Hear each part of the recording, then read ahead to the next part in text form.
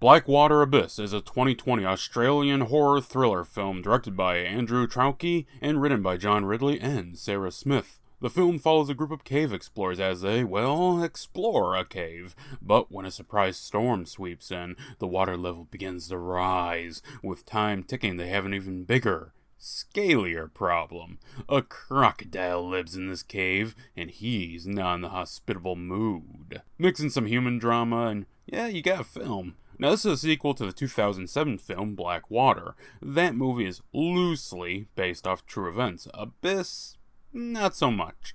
And I honestly don't know why it's named Blackwater, as I'm pretty sure Blackwater didn't do particularly well.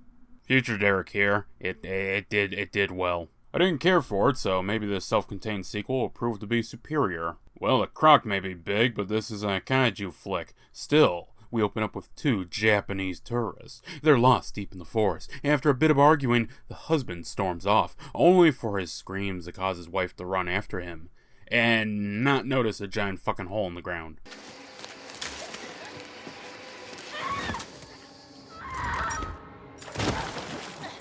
This is why you use a walking stick. Oh, but she does notice her husband's corpse, as well as something in the darkness. Something big, mean, and capable of making a very nice boot.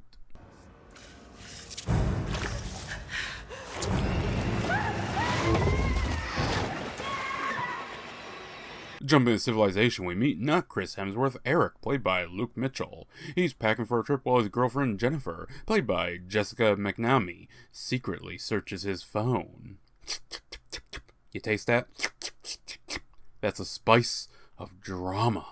Their friends arrive, prepared for the trip. Victor, played by Benjamin Hoytejets, who seems the most hesitant about the trip, and his girlfriend Yolanda, played by Amelie Golden. Journeying out, they meet Eric's contact, Cash, played by Anthony J. Sharp.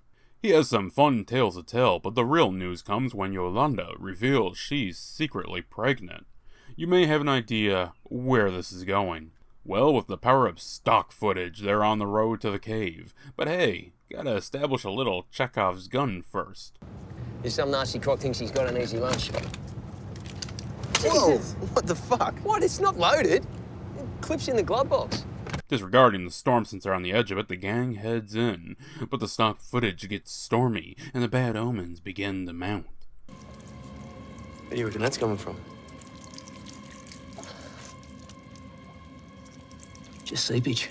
But what's the worst that could happen? A giant crocodile? Not yet, but the water needs to go somewhere.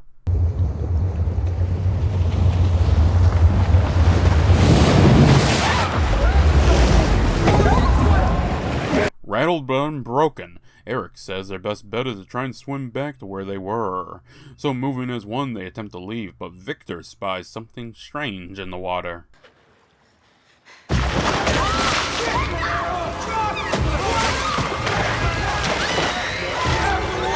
And 31 minutes in, and we finally got some proper alligator action. Trying to rescue him, Cash pulls up another corpse, so Eric goes in to save him. He's a little messed up, but honestly not too bad. No, what's bad is the rising tide, and this Croc, he's not moving anytime soon. Good thing he spat you out, huh? I still like the taste of me, huh? Lacking options, Eric decides that him and Cash will do the swim. Get the gun, pray it fires after getting wet, kill the Croc, have a pint, and wait for this all to blow over. Cash, he's not too happy about this idea of getting in the water with a Croc, but don't worry, if you can see the head prop, it's an alligator. I suppose that's better since they don't usually chase down their food. Well, off they go into that tight tunnel to get some nothing scares. Meanwhile, back with the chicks and Dick, the Dick is in desperate need of his inhaler. Well, all you need to do is a nice fastball and... Come on, you let us throw it over, it's suffocating!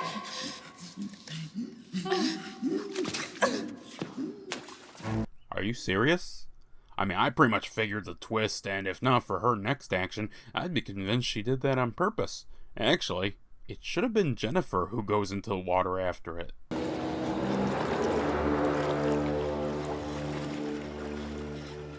Well, hey, at least everyone is on the same spot now. Back with the dynamic duo, we see that the cave has collapsed. Heading back, Cash doesn't notice that Eric has gotten his foot stuck. This leaves Cash alone. Or so he thinks.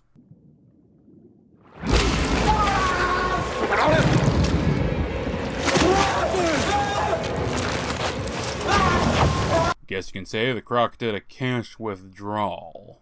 The now free Eric somehow sees no signs of blood and swims back to the gang. Feeling a draft, both Eric and Yolanda venture into a possible escape route, leaving Victor and Jennifer to watch as the water rises. It's a little less romantic than the sun. Honestly, given that the water's on par with their platform, I'm surprised the Croc hasn't tried to just snag him.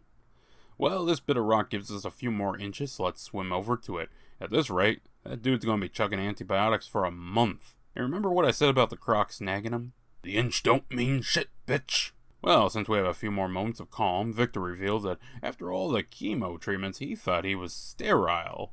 The puzzle should be forming a picture in your head right about now. If not, here's some actual photos. What? You're okay. Spotting the pack with the car keys, Jennifer goes in to retrieve them. Rushing back, she slips and hits her head.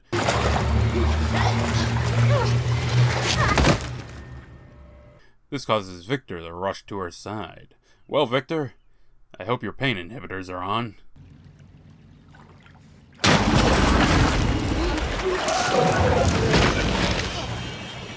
A few moments later.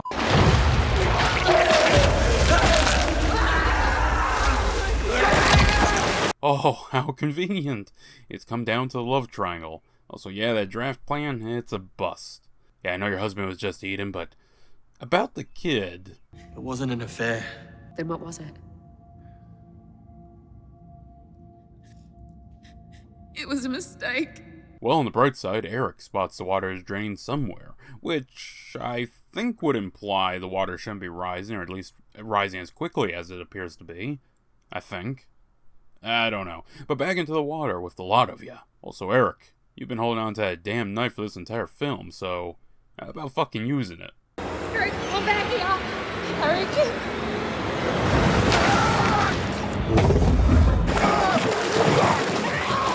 Well, it wasn't very effective. They remain to escape into the wilderness, which is conveniently right next to where they park their car. Wait, there's still 8 minutes of film left.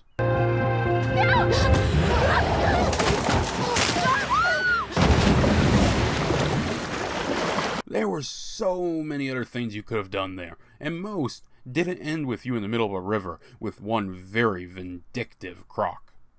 Oh, shit. Oh, shit. Oh, my God. Or maybe this one is an alligator. They're opportunistic predators. I'll be honest, the effects are kinda hit and miss, but here it's pretty solid. Until it isn't. Also, Jen is a terrible shot, allowing the creature to not only close the distance, but take her down. Now caught in the death roll, it all seems over until a point-blank blast of patriotic 45 ACP finishes the predator.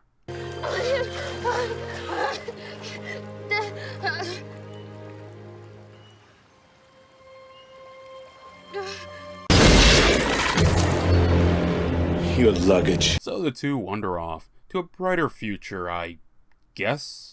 Again, this isn't even linked to any true story like the first film, so there's nothing I can do for a follow-up. The film would premiere on July 4th, 2020 in the United Kingdom. In Australia, it premiered July 30th, though Wikipedia insists it's July 10th. The latest release was in Ecuador, August 13th, 2022, while domestic distribution in Australia was handled by R&R Films. International was handled by the company Altitude. While largely called Blackwater Abyss, the film was also titled simply Blackwater 2. In Brazil, the title is Crocodile, Death Awaits, which is strange, since there's one crocodile. It might also be an alligator.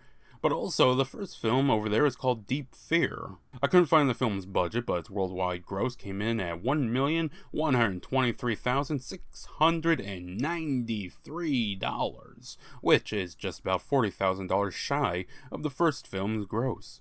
The first film was on a budget of $700K, so I'd assume this one was around that same number. Might be a third due to the fact that it sold rather well. Both producer Michael Robertson and director Andrew Traucki had worked together prior on 2007's Dark Water, as well as The Reef from 2010. When executive producer Robert Salvero and producer Neil Kingston joined, Robertson knew they were off to a good start.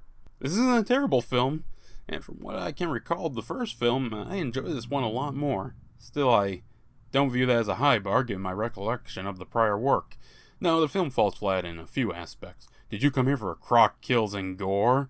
Well, there's kills, but the gore is borderline non-existent. People seem like they should be more torn up, but instead have just a few stab wounds. The kills themselves are rather poor, being quickly cut and suffering from CGI. If you came here for the interpersonal drama, it too is lacking. It's kind of just there and doesn't do much to endear the viewer to any of the characters. At best, you feel bad for Jennifer and downright sorry for Victor. Dude got the rawest deal of them all. Worst part is, he died thinking that was his kid. This film is fine if you need something on or truly just want an easy-to-digest Croc flick. That said, there's both better and schlockier movies out there involving big lizard boys snacking on some victims. Honestly, there's better cave horror films. One is literally called The Cave. Well, I hope you enjoyed. Please do like, share, and subscribe. And don't take risks on storms. Bad things happen when people do that.